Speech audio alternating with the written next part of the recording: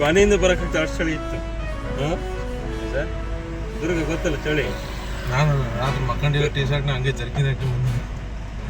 ಸದ್ಯ ಟಚ್ ಕೊಟ್ಟು ಬ್ರೇಕಿಂಗ್ ಬರೋಕ್ಕೆ ಅವನಿಗೆ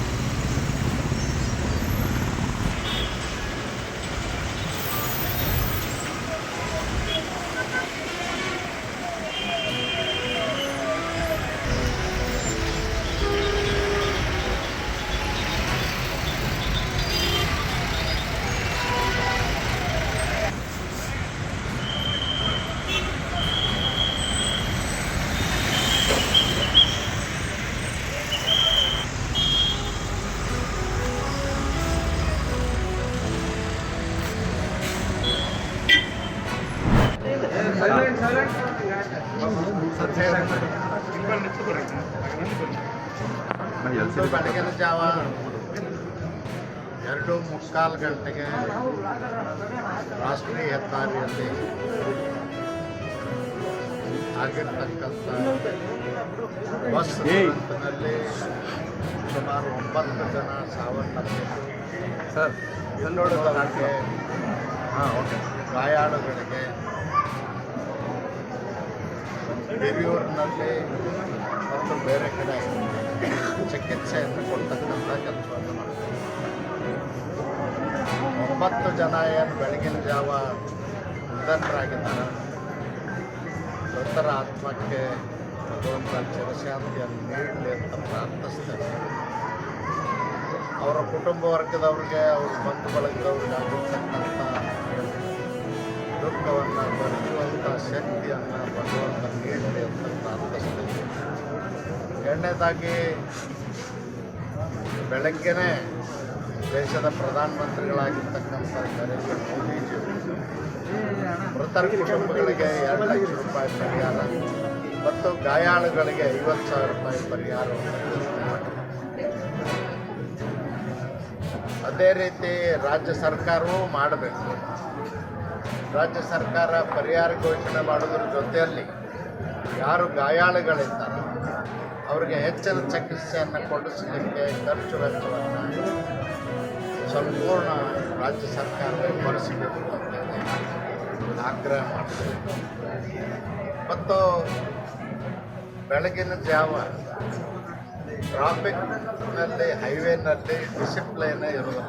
6 ಲೇನ್ ಇದೆ, ಬರ್ಲಿಕ್ಕೆ ಹೋಗಿ 3 ಲೇನ್ ಹೋಗ್ಲಿಕ್ಕೆ.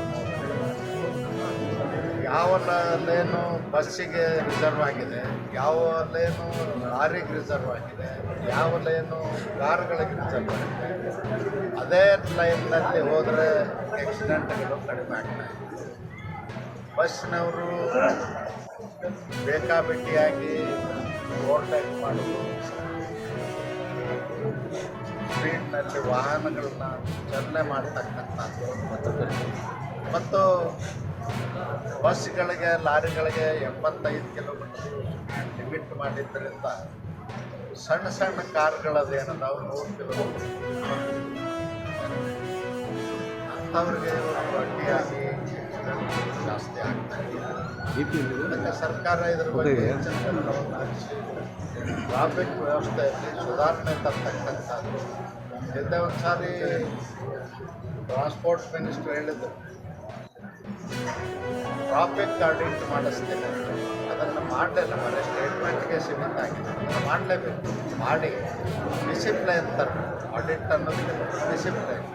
ಯಾವ್ಯಾವ ಲಾರಿಗೆ ಲೇನ್ ಇದೆ, ಯಾವ್ದು ಬಸ್ಸಿಗೆ ಲೇನ್ ಇದೆ, ಯಾವ್ದು ಕಾರಿಗೆ ಲೇನ್ ಇದೆ, ಅದರಲ್ಲೇ ಬೋರ್ಡು ಹಾಕಿ ಮಾಡಿದರೆ ಆಕ್ಸಿಡೆಂಟ್ಗಳು ವಿಲನ ಮಾತಾಡ್ಸಿದ್ರು ಸರ್, ಏನು ಹೇಳೋದು? ಗಾಯಾಳು ಮಾತಾಡ್ಸಿ.